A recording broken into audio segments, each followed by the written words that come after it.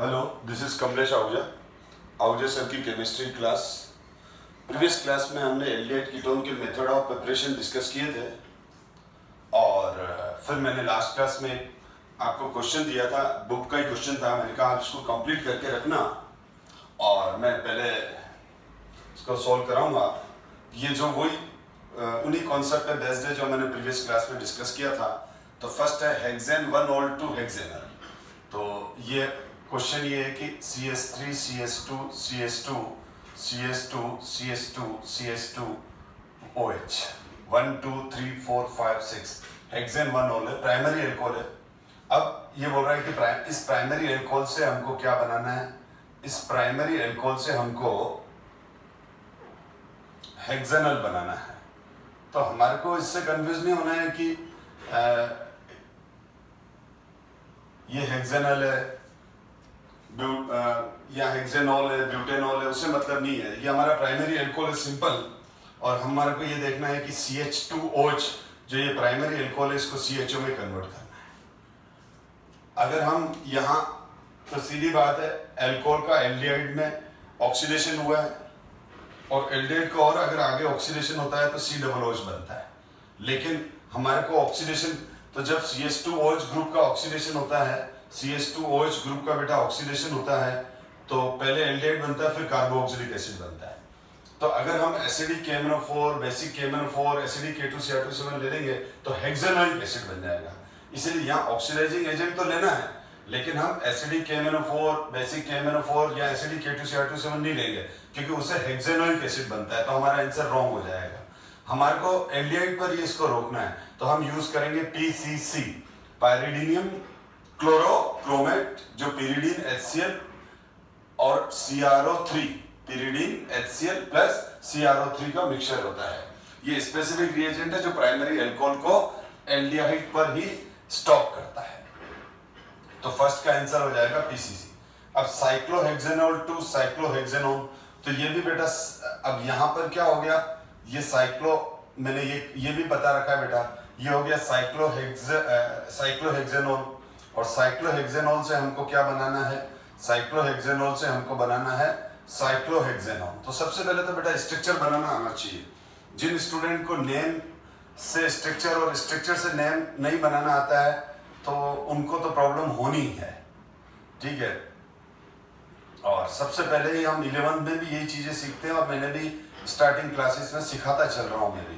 तो यहाँ पर ये क्या हो जाएगा, ये बेसिकली ये सेकेंडरी एल्कोहल है। कौन सा एल्कोहल है? ये देखो दो का, तो हमेशा साइक्लिक एल्कोहल तो सेकेंडरी एल्कोहल ही होंगे। अब इसको कीटोन में कन्वर्ट करना है, तो यहाँ पर अब ये क्या आ गया, C+O आ गया, साइक्लोहेक्सेनोल।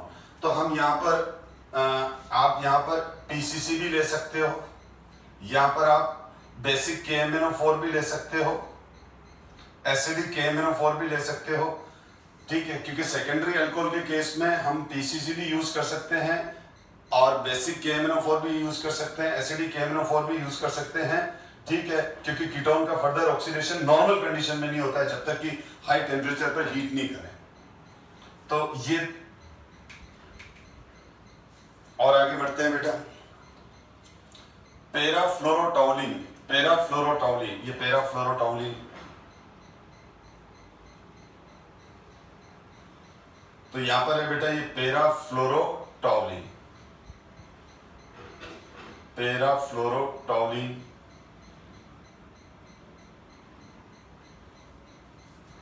टू पैराफ्लोरोबेंजेल्डिहाइड। तो यानी कुल मिला के अपन को CH3 को CHO में कन्वर्ट करना है। और मैंने आपको लास्ट क्लास के अंदर जब क्लास नियरली ओवर हो रही थी तो एटार्ड रिएक्शन बताई थी और मैंने कहा था ये जो एटार्ड रिएक्शन है, ठीक है ना, एटार्ड रिएक्शन आपको रटनी ही पड़ेगी, जिसमें टॉलिन का जो CH3 ग्रुप है वो CHO में कन्वर्ट हो जाता है। Etard reaction basically specific reaction है। तो हम, और अब ये रिएक्शन क्या है, इसमें भी एग्जाम में भी आ जाती है कि राइट द एटार्ड रिएक्शन। तो लेकिन जब इस तरह से आए ना तो आप इसको सीधा लिख के एरो पर सीधा रिएजेंट लिख दो, CrO2Cl2 और फिर उसके बाद हम वाटर से। तो मैंने बताया था क्रोमियम कॉम्प्लेक्स बनता है और क्रोमियम कॉम्प्लेक्स हाइड्रोलाइज होकर और फिर एल्डिहाइड में कन्वर्ट हो जाता है। अब हमारे को इससे कंफ्यूज नहीं करना है कि ये फ्लोरीन अल्टीमेटली एरोमेटिक रिंग पर जब CH3 होता है तो क्रोमिक क्लोराइड CrO3Cl2 और इसकी प्रेजेंस में हम क्या कर लेते हैं, ठीक है ना, और इसकी जगह हम CrO3 भी ले सकते हैं, ठीक है ना, लेकिन आप एक ही याद रखो बेटा, CrO2Cl2 क्रोमिक क्लोराइड। फिर देखो इथेन नाइट्राइल टू इथेनॉल, यानी ये हो गया हमारे पास इथेन नाइट्राइल CH3Cn, ये CH3Cn है और CH3Cn को हमको किस में कन्वर्ट करना है, CH3CHO, यानी यहां पर वापस हमारे को CN ग्रुप को CHO में कन्वर्ट करना है। तो मैंने आपको ये भी स्पेसिफिक रिएक्शन बताई थी डाइबल H वाली, कि जो डाइबल H है, डाइबल H जो है, डाइबल H इन प्रेजेंस वाटर, ठीक है, तो डाइबल H CN ग्रुप को CHO में कन्वर्ट करता है। और मैं याद दिलाने के लिए बता दूं, अगर हम इसकी जगह कोई एस्टर भी ले लेते, ठीक है, तो एस्टर भी डाइबल H की प्रेजेंस में CHO में कन्वर्ट होता है। तो एस्टर और नाइट्राइल यानी CN को कोरस्पॉन्डिंग एल्डिहाइड में कन्वर्ट करने के लिए, और यहाँ पर CH3 की जगह कोई R होगा तो ये यहाँ R चलेगा बेटा।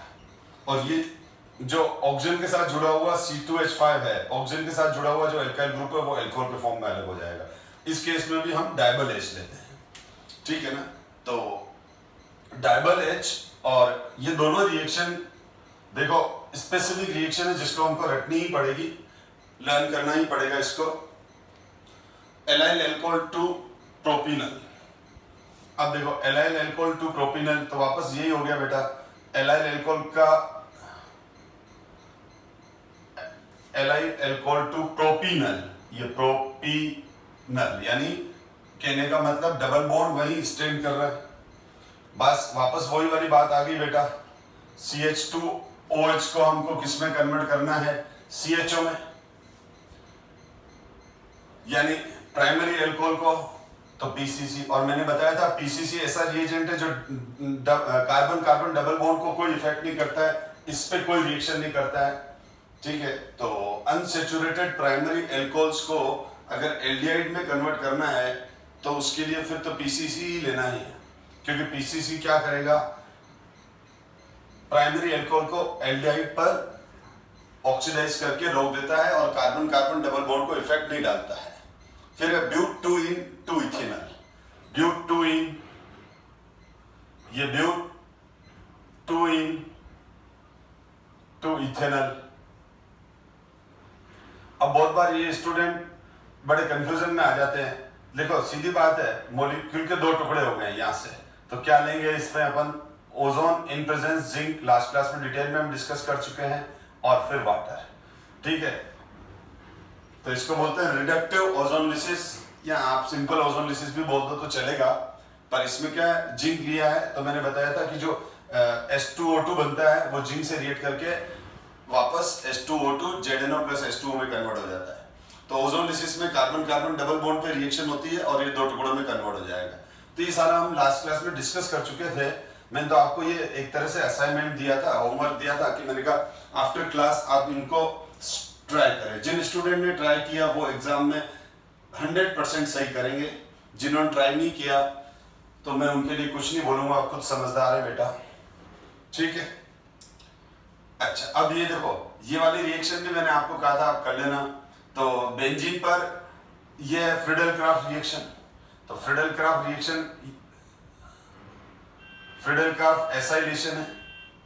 फ्रीडल-क्राफ्ट एसाइलेशन में हमने ये लिया था इन प्रेजेंस AlCl3। तो जब हम AlCl3 से इसको रिएक्ट कराते हैं तो AlCl3 से रिएक्ट करके AlCl4- अलग कर लेता है, AlCl4- अलग बन जाएगा, और यहाँ पर पॉजिटिव, क्योंकि ये बॉन्ड इधर चला गया तो पॉजिटिव, अब ये इलेक्ट्रोफाइल बन गया और ये इलेक्ट्रोफाइल एरोमेटिक रिंग पर अटैक करेगा और ये C6H5 और ये बन गया, तो देखा जाए तो ये भी C6H5 है, यानी ये भी एरोमेटिक रिंग है, तो मैं इसको ऐसे लिख ही सकता हूं। और इसका इंपॉर्टेंट IUPAC नेम भी बताया था मैंने आपको, 1,1 डाइफिनाइल, तो 1,1 नहीं लिखेंगे तो भी चलेगा, तो इसका IUPAC नेम था diphenyl methanone, diphenyl methanone, methanone, diphenyl methanone, O-N-E suffix आएगा, कीटोन हो गया, एरोमेटिक, परफेक्टली एरोमेटिक कीटोन है, क्योंकि C double bond O carbonyl group की दोनों वैलेंसी एरोमेटिक रिंग से सेटिस्फाई हो रही थी। अब दूसरा है, देखो ये है C6H5, ये ऑर्गेनोमेट्रिक कंपाउंड हो गया, CH2 होल ट्वाइस कैडमियम। इसका अब अगर मैं इसको आयोनाइज करूं तो ये दे देगा C6H5 CH2 minus and C6H5 CH2 CD plus, और फिर ये आगे फर्दर यानी ये कार्बेनाइन दे देगा। ये ऑर्गेनोमेट्रिक कंपाउंड है, ये क्या है, ऑर्गेनोमेट्रिक कंपाउंड है। अब ये इसका रिएक्शन हमको करना है 2 मॉलिक्यूल CH3COCl पर, तो 2 मॉलिक्यूल CH3COCl, तो इसका मतलब क्या हो गया, अगर मैं इसका कंप्लीट आयोनाइजेशन कर दूं, थोड़ा सा मैं इधर वापस लिख रहा हूं मैं, ये हो गया C6H5 CH2 whole twice 2 CD, अगर मैं इसको कंप्लीटली आयोनाइज कर दूं तो C6H5 CH2 minus and cadmium plus 2, यानी अब अगर मैं इसका रिएक्शन CH3COCl से करता हूं, CH3COCl से करूंगा तो जो न्यूक्लियोफाइल हो जाएगा यहां पर, ये न्यूक्लियोफाइल हो गया, और ये क्या करेगा, इसको यहां से, ये मैंने ये रिएक्शन भी बताया था ग्रिनियर रिएजेंट के अंदर। ग्रिनियर रिएजेंट में यहाँ मैग्नीशियम था, बस RMgX था वो, तो ये हटके इसको रिप्लेस करेगा और क्या बन जाएगा, CH3C double bond O CH2 C6H5, ठीक है, तो ये बन गया यहाँ, और इसका IUPAC नेम हो जाएगा 1, 2, 3, ये फिनाइल है, ठीक है ना, और 2 पे आएगा तो 1 फिनाइल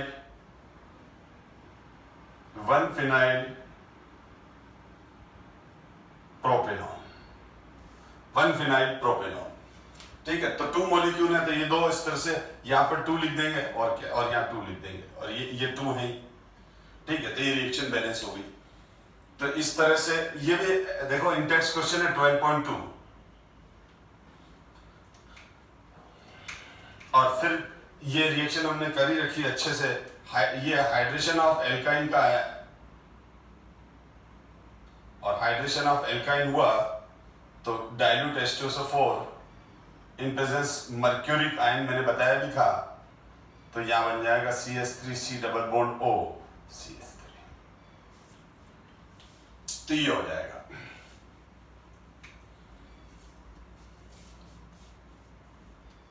अब हम फिजिकल प्रॉपर्टीज डिस्कस करते हैं, क्योंकि मेथड ऑफ प्रिपरेशन हम डिस्कस कर चुके हैं, और उसके जो क्वेश्चन दिए थे वो भी कंप्लीट हो गए। तो अब हम डिस्कस करते हैं फिजिकल प्रॉपर्टीज। तो देखो, फिजिकल प्रॉपर्टीज में ये तो फिक्स है कि जो बेसिक चीजें जो हमेशा ही काम आती है, नंबर 1 जो वंडरवाल फोर्सेस है, जिसको हम इंटरमोलिकुलर फोर्सेस बोलते हैं, ठीक है ना, तो वो directly proportional to molecular mass होते हैं, सरफेस एरिया होता है। तो किसी मॉलिक्यूल का मोलिकुलर मास जितना ज्यादा होगा, किसी मॉलिक्यूल का मोलिकुलर मास जितना ज्यादा होगा, उसके अंदर इंटरमोलिकुलर फोर्सेस, वंडरवाल फोर्सेस उतने ज्यादा होंगे। कि अगर किसी मॉलिक्यूल का सरफेस एरिया ज्यादा है तो वो उसके सैंपल में सरफेस एरिया ज्यादा होने की वजह से मॉलिक्यूल का, तो उनका कॉन्टैक्ट सरफेस एरिया भी बढ़ जाएगा। तो वंडरवाल फोर्सेस डायरेक्टली प्रोपोर्शनल होते हैं molecular mass and surface area. अब अगर हम कार्बोनिल ग्रुप की बात करें तो कार्बोनिल ग्रुप में डायपोल अट्रैक्शन आता है, और अच्छा वाला डायपोल अट्रैक्शन आता है। ये फिक्स है कि, एक मिनट पहले हम डायपोल अट्रैक्शन देख लेते हैं। तो ये C double bond O group है, तो ये जो C double bond O group है, ये जो C double bond O group है, ये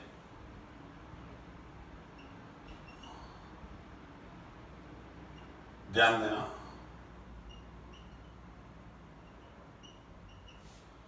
तो ऑक्सीजन की इलेक्ट्रोनेगेटिविटी ज्यादा होने की वजह से यह क्या बन जाता है, डायपोल बन जाता है।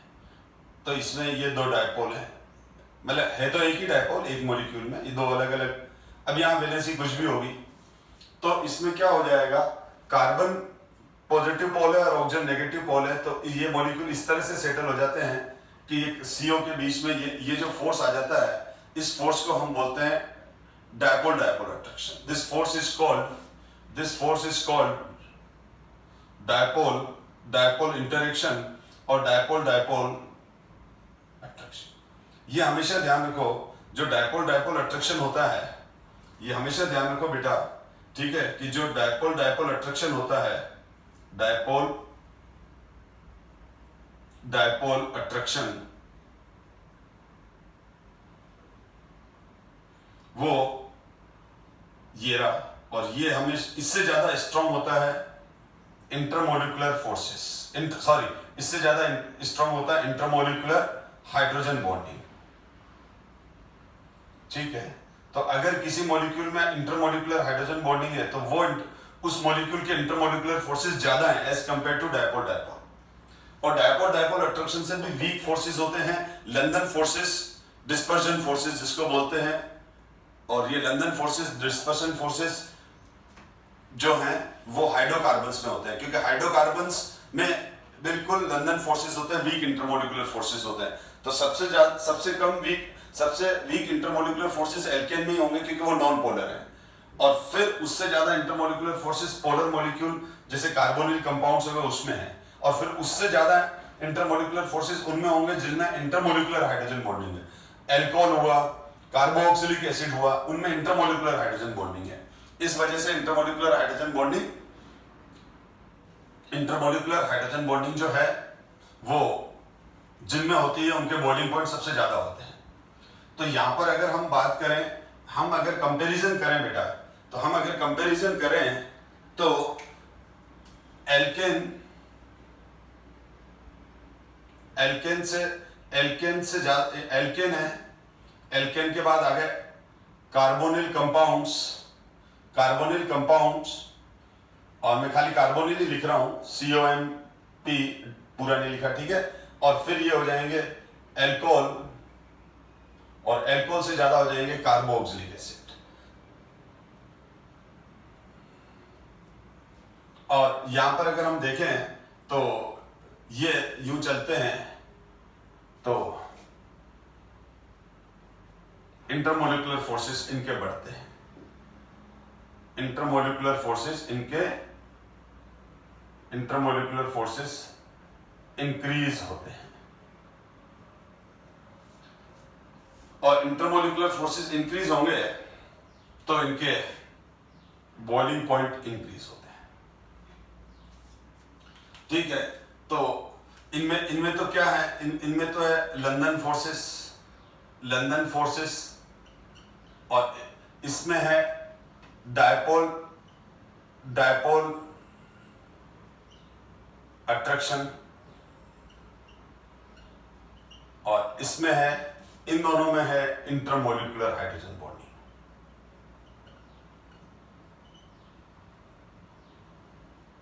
और एल्कोहल के कंपैरिजन में कार्बोक्सिलिक एसिड्स में इंटरमोलिकुलर हाइड्रोजन बॉन्डिंग ज्यादा स्ट्रांग होती है, क्योंकि यहां एल्कोहल का फॉर्मूला तो ROH है और ये RC डबल बॉन्ड OH है, तो ये इसकी इफेक्टिव है, 2 ऑक्सीजन है बेटा, यहाँ एक ऑक्सीजन है, तो यहाँ 1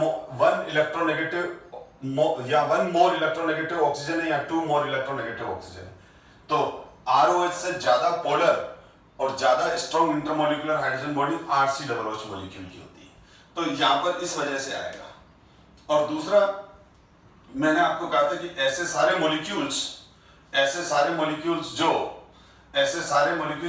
वाटर के साथ इंटरमोलिकुलर हाइड्रोजन बॉन्डिंग बनाएंगे वो वाटर में डिसॉल्व हो जाएंगे। तो carbonyl compound, alcohol, carboxylic acid, ये तीनों के तीनों वाटर में रैपिडली सॉल्युबल हो जाते हैं, क्योंकि ये तीनों के तीनों वाटर मॉलिक्यूल के साथ इंटरमोलिकुलर हाइड्रोजन बॉन्डिंग बनाते हैं। एल्केन वाटर में इनसॉल्युबल होता है क्योंकि एल्केन वाटर के साथ किसी भी तरह का इंटरेक्शन नहीं करता है। तो जब हम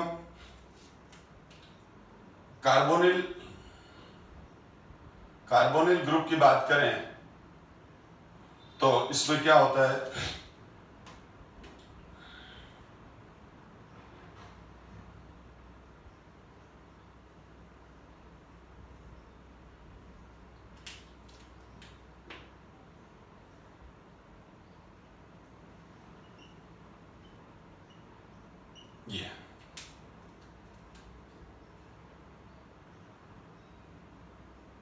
ये इंटरमोलिकुलर हाइड्रोजन बॉन्डिंग।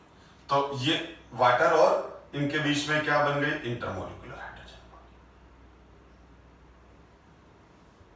हमेशा ध्यान रखो बेटा कि कोई भी ऑर्डिनिंग मॉलिक्यूल है उसमें एल्काइल ग्रुप तो है। तो ये जो एल्काइल ग्रुप है, ये जो एल्काइल ग्रुप है, ये एल्काइल ग्रुप जितने बड़े होते जाएंगे सॉल्युबिलिटी उतनी कम होती जाएगी, क्योंकि इसके अंदर अब दो पोर्शन हो गए। ये वाला जो पोर्शन है, ये वाला पोर्शन, इसको तो हम बोलेंगे हाइड्रोफिलिक पोर्शन, इसको तो बोलेंगे हाइड्रोफिलिक पार्ट। यानी सीओ ग्रुप कौन सा पार्ट है, हाइड्रोफिलिक पार्ट है, क्योंकि सीओ वाटर के साथ इंटरमोलिकुलर हाइड्रोजन बॉन्डिंग बना रहा है। यानी सीओ जो है, C double bond O group जो है, वो वाटर के साथ इंटरेक्ट हो रहा है, वाटर के साथ अट्रैक्ट हो रहा है, सीओ ग्रुप। तो सीओ ग्रुप वाटर के साथ इंटरमोलिकुलर हाइड्रोजन बॉन्डिंग के थ्रू अट्रैक्ट हो रहा है, तो हम बोलेंगे ये एक दूसरे को पसंद कर रहे हैं, इसीलिए एक दूसरे की तरफ अट्रैक्ट हो रहे हैं। तो इसीलिए ये हाइड्रोफिलिक पार्ट हो गया। लेकिन ये जो दोनों पोर्शन है, ये दोनों हैं, ये एल्काइल ग्रुप है और ये दोनों हाइड्रोफोबिक है बेटा, हाइड्रोफोबिक है, वाटर रिपेलेंट है, वाटर को पसंद नहीं करते। ये जो वाटर में डिसॉल्व हुआ वो इसकी वजह से गया। सीओ तो पानी में डूबा, सीओ तो वाटर के अंदर डूबा, लेकिन एल्काइल ग्रुप को लेके भी डूबा। ठीक है, ये मैं लैंग्वेज इसीलिए इस तरह की यूज करता हूं ताकि आपको चीज समझ में आ जाए कि सीओ तो डूबा, लेकिन किसको लेके डूबा, दोनों एल्काइल ग्रुप को। क्या एल्काइल ग्रुप कभी भी चाहते थे क्या, कभी भी उनकी विश थी क्या कि वाटर के अंदर जाके हम डिसॉल्व हो जाए? नहीं, वो तो रेजिस्ट कर रहे हैं। तो ये दोनों मना कर रहे हैं, उसके बावजूद भी ये वाटर में डिसॉल्व हो गया। ये दोनों एल्काइल ग्रुप मना कर रहे हैं वाटर में डिसॉल्व होने के लिए, वाटर में डूबने के लिए, तो भी सीओ वाटर में डिसॉल्व हो गया, ये कंपाउंड वाटर में डिसॉल्व हो गया इस सीओ की वजह से। अब अगर ये इन एल्काइल ग्रुप का साइज बढ़ता जाएगा, हाइड्रोफोबिक पार्ट का साइज बढ़ता जाएगा, तो इसकी डोमिनेंसी बढ़ती जाएगी। डोमिनेंसी बढ़ती जाएगी तो एक टाइम इनकी डोमिनेंसी इतनी आ जाएगी कि ये वाटर में जाके डूबना भी चाहता है, ये वाटर में जाके सोल्युबल भी होना चाहता है, लेकिन इनकी डोमिनेंसी की वजह से सीओ वाटर में डिसॉल्व नहीं हो पाएगा, भले ये फिर हाइड्रोफिलिक है, क्योंकि ये एल्काइल ग्रुप बड़े हो गए।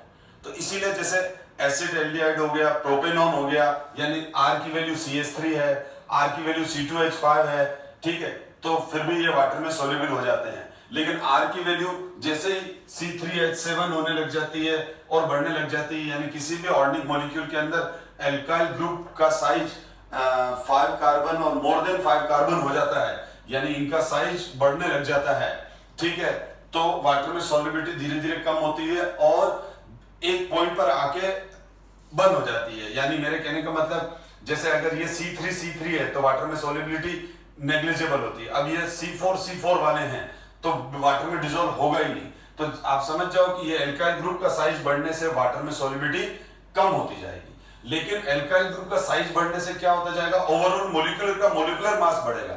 मोलिक्यूल का मोलिकुलर मास बढ़ेगा तो इंटरमोलिकुलर फोर्सेस बढ़ेंगे, इंटरमोलिकुलर फोर्सेस बढ़ेंगे तो इनके मेल्टिंग पॉइंट और बॉइलिंग पॉइंट बढ़ जाएंगे।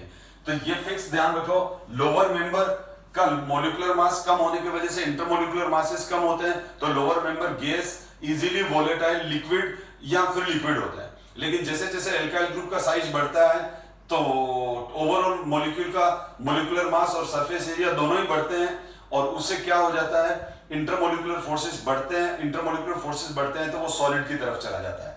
इसीलिए सारे ऑर्गेनिक मॉलिक्यूल, चाहे वो एल्केन हो, चाहे वो एल्कीन हो, एल्कोहल हो, ईथर हो, एमीन हो, ठीक है, एल्डिहाइड हो, कीटोन हो, सारे हायर जिनमें 8 कार्बन है, 9 कार्बन है, 10 है, 12 है, 13 कार्बन वाले, ये सारे मॉलिक्यूल सॉलिड फॉर्म में मिलते हैं, मॉलिक्यूलर मास बढ़ने की वजह से इंटरमॉलिक्यूलर फोर्सेस बढ़ जाते हैं, फिजिकल स्टेट सॉलिड हो जाती है, बॉइलिंग पॉइंट बढ़ जाते हैं, मेल्टिंग पॉइंट बढ़ जाते हैं, और सॉलिबिलिटी भी हायर ऑर्गेनिक मॉलिक्यूल की वाटर में नहीं होती है, क्योंकि हायर ऑर्गेनिक मॉलिक्यूल में एल्काइल ग्रुप का साइज बड़ा हो जाने की वजह से डोमिनेंसी बढ़ जाती है, तो वो वाटर, तो ये हाइड्रोफोबिक कार्बोनिल ग्रुप चाहता है कि मैं वाटर में जाऊं, लेकिन अगर एल्काइल ग्रुप का साइज बड़ा है तो वाटर में डिसॉल्व नहीं होगा। एल्काइल ग्रुप का साइज छोटा है CH3C2H5, तो वो वाटर में डिसॉल्व हो जाएगा। तो यही लिखा हुआ है, देखो, the lower member of aldehyde and ketone such as methanol, ethanol and propanone are miscible with water in all proportion because they form intermolecular hydrogen bonding with water. ठीक है, और इसके अलावा ये लिखा हुआ है, देखो, the boiling point of aldehyde and ketones are higher than hydrocarbon and ethers, क्योंकि हाइड्रोकार्बन और ईथर्स के अंदर वंडरवाल फोर्सेस होते हैं, लंदन फोर्सेस होते हैं, ज्यादा स्ट्रॉन्ग फोर्सेस नहीं होते, ऑफ कंपेरेबल मॉलिक्यूलर मास। ठीक है, और it is due to weak molecular association in aldehyde and ketone arising out of dipole dipole attraction. यानी वही वाली बात है, तीन बात है, ये हो गई हमारे एल्केन के लिए जो मैंने डिस्कस की, ये कार्बोनिल, और फिर ये नीचे वाला पोर्शन डिस्कस कर रहा है एल्कोहल और कार्बोक्सिलिक एसिड के लिए। यहाँ लंदन फोर्सेस है, यहाँ डायपोल, यहाँ पर क्या है, यहाँ पर लंदन फोर्सेस हैं, वीक फोर्सेस हैं सबसे ज्यादा। लंदन फोर्सेस का मतलब जब भी लंदन फोर्सेस आ जाए तो ये भी बेटा वंडरवाल फोर्सेस ही हैं, ठीक है ना। न्यूट्रन मॉलिक्यूल या ऑलमोस्ट नॉन पोलर मॉलिक्यूल के अंदर लंदन फोर्सेस होते हैं, ठीक है, और non polar alkane almost non polar molecule है जिसमें पोलरिटी बहुत कम है, तो सबसे वीकेस्ट फोर्स होता है। तो ये जो होते हैं वो वीकेस्ट इंटरमॉलिक्यूलर फोर्सेस है, वीकेस्ट इंटरमॉलिक्यूलर फोर्सेस है। फिर ये डायपोल डायपोल अट्रैक्शन है, ये थोड़ा बढ़ गया, ये थोड़ा सा बढ़ गया, ठीक है, ये थोड़ा इफेक्टिव है, तो डेफिनेटली ये हो गए एल्केन और ईथर्स में, ठीक है, ये हो गए कार्बोक्सिलिक एसिड एल्डिहाइड कीटोन्स में, सॉरी ये हो गए एल्डिहाइड कीटोन्स में, और ये इंटरमॉलिक्यूलर हाइड्रोजन बॉन्डिंग जो सबसे ज्यादा स्ट्रॉन्ग होती है। तो अब आप इसको रीड कर लेना, समझ में आ जाएगा। इंटरमॉलिक्यूलर हाइड्रोजन बॉन्डिंग सबसे ज्यादा स्ट्रॉन्ग इंटरमॉलिक्यूलर फोर्सेस होते हैं, इंटरमॉलिक्यूलर H बॉन्डिंग जो सबसे ज्यादा स्ट्रॉन्गेस्ट होती है, सबसे ज्यादा स्ट्रॉन्गेस्ट इंटरमॉलिक्यूलर फोर्सेस होते हैं।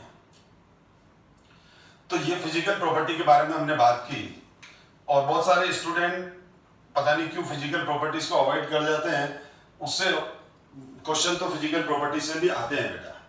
अब arrange the following compound in increasing order of their boiling point, तो ये बुक का क्वेश्चन लिया है और वेरी सिंपल क्वेश्चन है बेटा, ठीक है। मैं इसको मार्क कर देता हूं, इसको नंबर 1 दे दिया मैंने एल्केन को, ये ईथर है, ईथर को नंबर 2 दे दिया, एल्कोहल को नंबर 3 दे दिया, और एल्डिहाइड। तो नंबर 1 क्या है, अब मैं क्या बोल रहा है, arrange the following compounds in order of their boiling point. Video pause करके आप एक बार बनाओ और फिर अपना आंसर चेक करो। इंक्रीजिंग ऑर्डर बनाना है अपन को, ये बोला है इसने, increasing order of boiling point. तो सबसे ज्यादा बॉइलिंग पॉइंट किसका होगा, थर्ड का, क्योंकि थर्ड एल्कोहल है। सबसे कम किसका होगा, एल्केन का, ठीक है, क्योंकि एल्केन, और फिर उससे ज्यादा ईथर का, ईथर से ज्यादा एल्कोहल का, और सॉरी एल्डिहाइड का। तो एल्डिहाइड में तो डायपोल डायपोल अट्रैक्शन है, एल्डिहाइड में तो डायपोल डायपोल अट्रैक्शन है। इसमें अब है ना, एल्केन और ईथर में डिस्कस करें तो ईथर में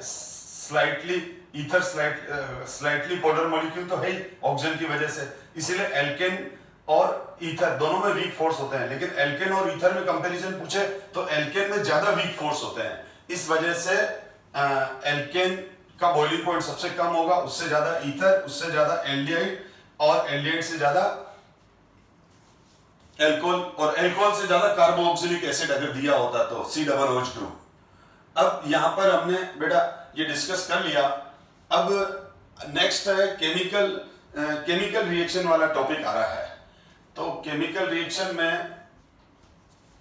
अब हम केमिकल रिएक्शन को डिस्कस करें, तो मैं इस टॉपिक को अभी क्लास में डिस्कस इसलिए इस क्लास में नहीं करना चाहता हूं, तो मैं चाहता हूं कि ना ये जो केमिकल रिएक्शन वाला जो न्यूक्लियोफिलिक एडिशन रिएक्शन है, इसका पूरा डिटेल पूरी एक ही क्लास में स्टार्ट करूं और उसी क्लास में कंप्लीट करूं। तो मेरा थोड़ा सा ये है कि इस टॉपिक को हम नेक्स्ट क्लास में स्टार्ट करते हैं और उससे, लेकिन अभी क्लास काफी छोटी हो रही है तो मैं कुछ आपको क्वेश्चंस देता हूं। चलो अपन क्वेश्चन कर लेते हैं कुछ, ठीक है। तो क्योंकि अब हम नेक्स्ट क्लास में पढ़ेंगे केमिकल रिएक्शन, केमिकल प्रॉपर्टीज, वो नेक्स्ट क्लास में पढ़ेंगे, पर मैं अभी क्लास ओवर नहीं कर रहा हूं। चलो मैं आपको ना क्वेश्चन दे रहा हूं, अभी तक जो अपन ने पढ़ा है इवन देन उसमें एक आपका रिवीजन भी हो जाएगा। तो ये मैं क्वेश्चन लिख रहा हूं और हमारी स्ट्रेटेजी क्या रहेगी कि अभी आप वीडियो पोस्ट करेंगे और इस क्वेश्चन को सॉल्व करेंगे। मैं तो कंटिन्यूएशन में सॉल्व कर दूंगा, ठीक है, लेकिन जैसे ही मैं क्वेश्चन सॉल्यूशन स्टार्ट करूं उस समय आप वीडियो पोस्ट कर देंगे क्वेश्चन राइट करके, और सबसे पहले रजिस्टर में क्वेश्चन सॉल्व करेंगे।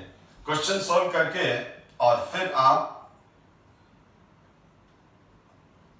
चलो स्टार्ट करो बेटा, इसको सॉल्व करो बेटा। चलो चलो इसको सॉल्व करना स्टार्ट करो, तब तक मैं दूसरा क्वेश्चन लिख देता हूं।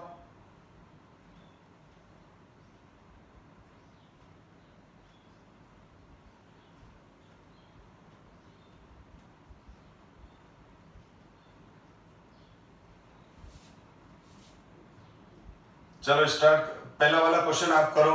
पहले मैं आपको क्वेश्चन दे रहा हूं, आप सोल्व करेंगे। आपने देखो सेल्फ डिसिप्लिन, स्टूडेंट वही, स्टूडेंट नहीं पर्सन, कोई भी पर्सन हो, कोई भी पर्सन हो, वो तभी सक्सेस है जब उसमें सेल्फ डिसिप्लिन है, सेल्फ सिंसियरिटी है।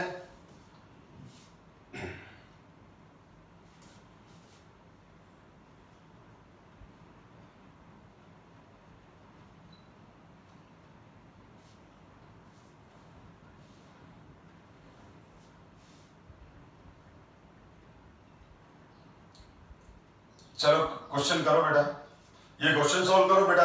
Identify A B C D, ऊपर वाले में नीचे वाले में identify A B and C. Start करो बेटा, ट्राई योर सेल्फ।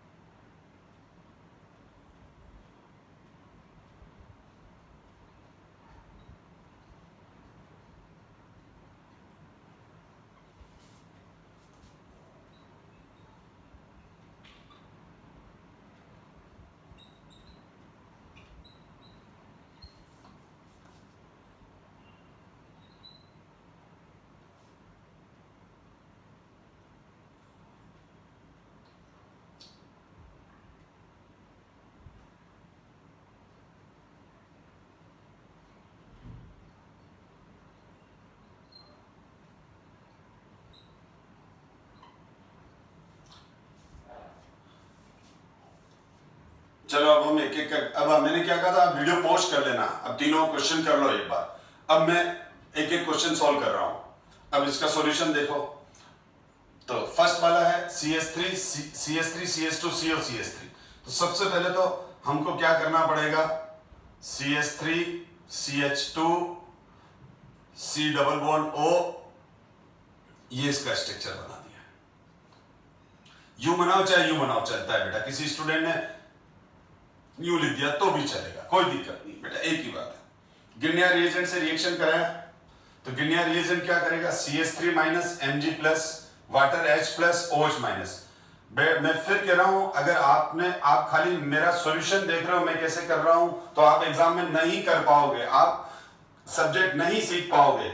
मैं अभी वापस बोल रहा हूं, वार्न कर रहा हूं उन स्टूडेंट को, ठीक, जो सीधा सॉल्यूशन देख रहे हैं। पोस्ट कर लो वीडियो को, पहले तीनों क्वेश्चन के आंसर खुद सॉल्व करो, उसके बाद अनपोस्ट करके देखो, तो आपको मालूम पड़ेगी कि आपने गलतियां कहां की है।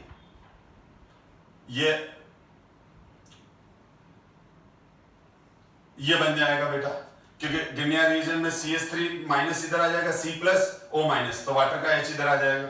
तो यहां पर ये हो जाएगा। सीधी शॉर्ट ट्रिक यही है, C डबल बॉन्ड O की शॉर्ट ट्रिक क्या है, यही है। गिनिया रीजन के साथ कार्बोनिल कार्बन पे तो लगा दो एल्काइल ग्रुप गिनिया रिएजेंट का, गिनिया रिएजेंट का एल्काइल ग्रुप आ जाएगा कार्बोनिल कार्बन पर, और वाटर का H यहां लगा के फर्स्ट प्रोडक्ट हमारा ये बन गया CH3 CH2COH, ये हमारा बन गया, ये बन गया Tartary alcohol, Tartary pentyl alcohol, ठीक है, 2 मिथाइल ब्यूटूओल, ठीक है। अब ये टर्टरी एल्कोहल मिल गया। अब जब हम इस टर्टरी एल्कोहल को हाई टेम्परेचर पर हीट करेंगे, जब इस टर्टरी एल्कोहल को कॉपर और जेडेनो से, तो कॉपर और जेडेनो डिहाइड्रोजिनेशन करता है प्राइमरी एल्कोहल और सेकेंडरी एल्कोहल। कॉपर और जेडेनो को जब हीट करते हैं तो प्राइमरी एल्कोहल एल्डिहाइड में कन्वर्ट होता है, सेकेंडरी कीटोन में कन्वर्ट होता है, लेकिन टर्टरी में वाटर निकलकर और क्या बनता है, वाटर निकलकर जो बनता है कॉरेस्पॉन्डिंग एल्कीन बनती है। अब इसमें OH तो यहां से निकलेगा, और अब देखो मैंने इसमें एक और कंसेप्ट ले लिया, सेजेफ लो, तो बीटा एलिमिनेशन है, तो H एटम कहां से निकलेगा, H एटम उस कार्बन से निकलेगा, उस नियरेस्ट कार्बन से निकलेगा जिस कार्बन पे नंबर ऑफ हाइड्रोजन कम है, ठीक है। जैसे ये तीनों रेड कार्बन बीटा कार्बन है, ठीक है, ये तो अल्फा कार्बन हो गया, ये तीनों बीटा कार्बन है, तो उस बीटा कार्बन से हाइड्रोजन निकलेगा जिस बीटा कार्बन पे नंबर ऑफ हाइड्रोजन कम है। इस पे 3 है, इस पे 3 है, इस पे 2 है, इसलिए इसी से निकलेगा। और हमारे पास क्या बन जाएगा, हमारे पास जो प्रोडक्ट बनेगा वो CH3 CH double bond CH3 और CH3 बन जाएगा। ये हमारा B प्रोडक्ट बन गया, दिस इज आवर B। अब B का ओजोन लिसिस करेंगे, B का जब मैं ओजोन लिसिस करूंगा, तो जब मैंने B का ओजोन लिसिस किया है तो यहां से कट लगेगा, और एक तो बन जाएगा CH3CHO, ये CH3CHO डबल बॉन्ड यहाँ आ जाएगा, और यहाँ डबल बॉन्ड आ जाएगा एसीटोन, और ये बन जाएगा। तो हमारे पास ये आ गया हमारा ओजोन लिसिस के टाइम C एंड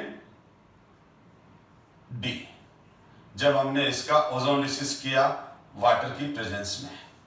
तो हमारा फर्स्ट रिएक्शन क्लियर हुआ। मैं होप करता हूं कि आपने ये सही किया होगा, और अगर सही भी नहीं भी किया है, आपने गलत किया है, लेकिन आपने ट्राई किया है, तो आप एग्जाम में 100% सही करेंगे, क्योंकि आपने ट्राई किया तो आपको समझ में आया कि हमारी मिस्टेक क्या थी, या हम किस चीज को भूल रहे थे, किस चीज को अप्लाई नहीं किया हमने। यस, अब आप देखो CH3 C triple bond CH, CH3 C triple bond CH, dilute SO4 और मर्क्यूरिक आयन, ये हाइड्रेशन ऑफ एल्काइन हो गया, ठीक है, वही मार्कोनिक ऑफ एडिशन हो जाएगा। ये हाइड्रेशन ऑफ एल्काइन है, तो कभी भी आपको वाटर गिवन नहीं होगा, सीधा बस यही गिवन होगा। तो यहाँ पर OH यहाँ आ जाएगा मार्कोनिक ऑफ, और ये इनोल बन जाएगा अल्फा बीटा अनसैचुरेटेड एल्कोहल बनेंगे, और अल्फा बीटा, इससे पहला प्रोडक्ट तो क्या बन जाएगा, अल्फा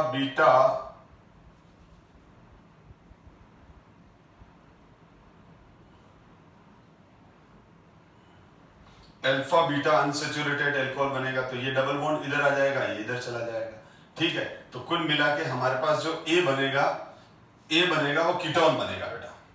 मैं पढ़ा चुका हूं बेटा, इसीलिए थोड़ा सा स्पीड बना के रखेंगे, ठीक है। तो A तो बन गया हमारे पास लिथियम A बन गया कीटोन, समझ गए ना बेटा। भाई पहले तो हमने इसको ये किया, ये वाटर से रिएक्शन हुआ, और फिर इसका कीटोइनोल टोटोमेरिज्म वाला रीअरेंजमेंट हो गया, ये इनोल है, अल्फा बीटा अनसैचुरेटेड कंपाउंड है। तो अब यहां पर क्या हो जाएगा, ये इधर आ जाएगा, ये इधर आ जाएगा, तो ये बना हमारा, दिस इज A। अब लिथियम एल्यूमिनियम हाइड्राइड क्या करेगा, रिडक्शन करेगा। लिथियम एल्यूमिनियम हाइड्राइड से रिडक्शन होगा तो एक पाई बॉन्ड टूटेगा और 2 H जुड़ जाएंगे। रिडक्शन का मतलब क्या होता है, एडिशन ऑफ हाइड्रोजन। तो यहां पर हमने क्या किया, ये हमारा CH3 और ये डबल बॉन्ड था, ठीक। तो डबल बॉन्ड में से एक बॉन्ड हट गया, एक H यहां आ जाएगा और एक H यहां आ जाएगा, आइसोप्रोपाइल एल्कोहल बन गया, सेकेंडरी एल्कोहल बन गया, ठीक है। ये हमारा B बन गया। अब ये B बन गया, अब हम इस B का क्या करेंगे, अब B को कंसंट्रेटेड H2SO4 के साथ हीट करेंगे। B को जब कंसंट्रेटेड H2SO4 के साथ हम हीट करेंगे, ठीक है, B को जब हम कंसंट्रेटेड H2SO4 के साथ हीट करेंगे तो डिहाइड्रेशन होगा, और डिहाइड्रेशन होगा तो ये सब हम एल्कोहल में पढ़ चुके हैं बेटा। तो यहां से OH निकलेगा, यहां से H निकलेगा, तो CH3 CH double bond CH2 alkene बनेगा। ये जो अभी मैंने आपको प्रेजेंट क्वेश्चन दिए हैं, ऐसे क्वेश्चन की प्रैक्टिस आप जितनी ज्यादा करोगे आपके रिएक्शन पे ग्रिप बनती जाएगी, आपको रिएजेंट के फंक्शन एकदम रट जाएंगे, रिएक्शन करना समझ में आ जाएगी, रिएजेंट के फंक्शन समझ में आ जाएंगे, ठीक है। और बीच बीच में कुछ कुछ रटने वाली चीजें भी मैं डाल देता हूं, ठीक है। उससे क्या होता है कि वो चीजें बार बार मल्टीपल रिवीजन की वजह से, मल्टीपल लिसनिंग की वजह से आपको वो बिल्कुल याद रह जाएगी। अब देखो ये यहाँ पर क्या हो गया, अब ये CrO2 Cl2 H2O, तो सीधा हम जब कन्वर्जन करते हैं इस तरह का आ जाता है। ये तो एटार्ड रिएक्शन है, तो ये एटार्ड रिएक्शन है, तो ये किस में कन्वर्ट हो जाएगा, ये कन्वर्ट हो जाएगा बेंजल्डिहाइड में, ठीक है। तो ये एटार्ड रिएक्शन हुआ और बेंजल्डिहाइड बन गया, तो ए हमारा बेंजल्डिहाइड है, ए हमारा क्या हो गया, ए इज द बेंजल्डिहाइड। अब बेंजल्डिहाइड पर किसका रिएक्शन है, बेंजल्डिहाइड पर रिएक्शन है CH3 MgX, ठीक, इन प्रेजेंस वाटर। तो मैंने क्या क्या शॉर्ट ट्रिक बताई, CH3 MgX किस पे अटैक करेगा, कार्बोनिल कार्बन पर, ये बॉन्ड यू जाएगा कार्बन पर पॉजिटिव चार्ज और ऑक्सीजन पे नेगेटिव चार्ज, ऑक्सीजन की इलेक्ट्रोनेगेटिविटी ज्यादा है तो ये बॉन्ड इधर आ गया, और वाटर का H। तो हमेशा C डबल बॉन्ड O पर जब गिनिया रिएजेंट रिएक्शन करेगा तो इस कार्बोनिल कार्बन पर गिनिया रिएजेंट का जो भी R है, CH3 है तो CH3, C2H5 है तो C2H5 और वाटर का H लगा दो, तो देखो क्या बन गया, ये बन गया हमारा CH3OH, ये वाला कंपाउंड बन गया, दिस इज अवर B, ये हमारा B बन गया। अब SOCl2 क्या करता है, SOCl2 OH को हटा के Cl लगा देता है, क्योंकि SOCl2 का स्ट्रक्चर ये है, तो ये तो SO2 हो गया और ये HCl बन जाता है, ये आ जाता है, तो हमारा जो C बन जाएगा बेटा वो क्या बन जाएगा, C बन जाएगा OH हटा के Cl लगा दो, सीधी बात है। मैंने आपको बता रखा है PCl5 PCl3 SOCl2 इनमें OH हटा के Cl लगा दिया करो, ज्यादा टाइम खर्च मत किया करो, लेकिन रिएक्शन भी समझा रखी है मैंने। तो अगर आप इस तरह के क्वेश्चन प्रैक्टिस प्रॉपर करते रहेंगे, जो मैं आपको बीच बीच में देता रहूंगा, ठीक है, तो उसको आप सेल्फ करो, कोई डाउट प्रॉब्लम आता है तो डिस्कस करो। तो चलो एक और रिएक्शन करते हैं, ध्यान दो, CH3CO CH3। अब थोड़ा सा आपने अपना दिमाग भी लगाना रिएक्शन करते वक्त, ठीक है। अब मैंने इसका रिएक्शन HCN से कराया तो बन गया A। अब देखो यहां थोड़ा दिमाग लगाएंगे अपन, और फिर मैंने इसका रिएक्शन कराया 4H से अल्कोहल प्लस सोडियम, बन गया B। अब ये रिएक्शन मैंने आपको दिया, आइडेंटिफाई A एंड B, मैं ज्यादा लंबा भी नहीं ले रहा हूं। आप देखोगे यार ये सर ने तो कुछ पढ़ाया नहीं है, ये दोनों यार हम कैसे करें। तो बेटा अगर आपके अभी तक मैंने जो ऑर्डिनरी पढ़ाई है, alkyl halide, alcohol ether phenol, या जो भी अभी मैंने मेथड ऑफ प्रिपरेशन पढ़ाए हैं, आप इन सब को अगर अच्छे से क्लास अटेंड की है तो आप ऐसी रिएक्शन भी कर सकते हो जो आपने पहले कभी नहीं की है। थोड़ा सा अपना ब्रेन यूज करो। ऑर्डिनरी का सीधा सीधा कंसेप्ट है कि पहले तो आप ऑर्डिनरी मॉलिक्यूल का जो दिया हुआ है उसका स्ट्रक्चर बना दो, तो ये स्ट्रक्चर बना दिया, क्योंकि रिएक्शन हमेशा फंक्शनल ग्रुप पे होती है। ये आजू बाजू एल्काइल ग्रुप की इंपॉर्टेंस तो होती है, इफेक्ट तो होता है, लेकिन फिर भी है ना, सारी रिएक्शन तो होगी किस पे, इस CO, मेनली ये CO ग्रुप पे रिएक्शन होगी।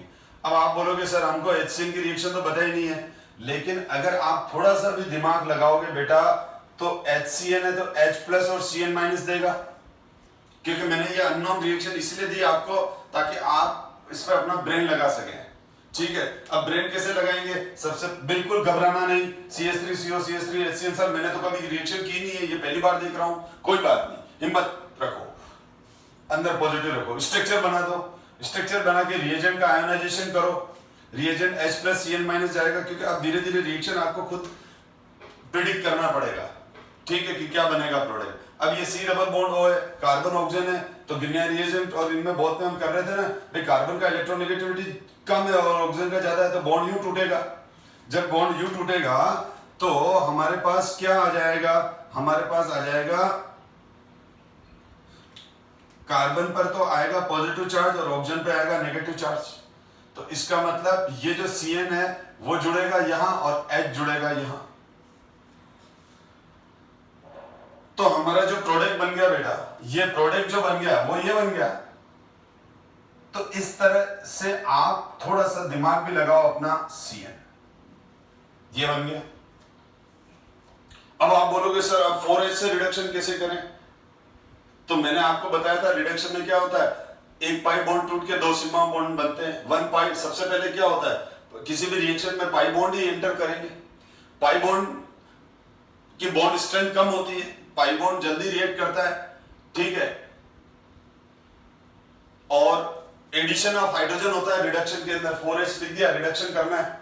तो अब मैंने क्या कहा, वापस CN का स्ट्रक्चर बनाओ। बिना जिस स्टूडेंट को स्ट्रक्चर बनाना नहीं आता है या जो स्टूडेंट स्ट्रक्चर बना के रिएक्शन नहीं करता है वो रिएक्शन नहीं कर पाएगा।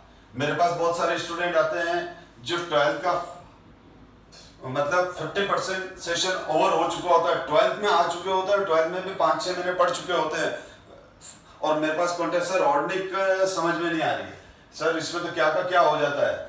मैं बोलता हूँ बेटा, मैं उसको खाली HCHO, RCOOH, RCOCl इस तरह के कुछ मॉलिक्यूल देके बोलता हूँ इसके बेटा स्ट्रक्चर बना के बता। अब वो स्ट्रक्चर नहीं बना पाता है तो मैं समझ जाता हूँ कि वो उसको प्रॉब्लम क्या है, ठीक है। तो स्ट्रक्चर आना चाहिए, जैसे ये C ट्रिपल बॉन्ड है तो अब हमारे को रिडक्शन करना है तो पाई बॉन्ड ढूंढेंगे। पाई बॉन्ड ये रहा पाई बॉन्ड, ठीक है। C ट्रिपल बॉन्ड है, 4H लिख रखा है। तो मैं क्या करूंगा, अब इसका 4H से रिडक्शन करूंगा।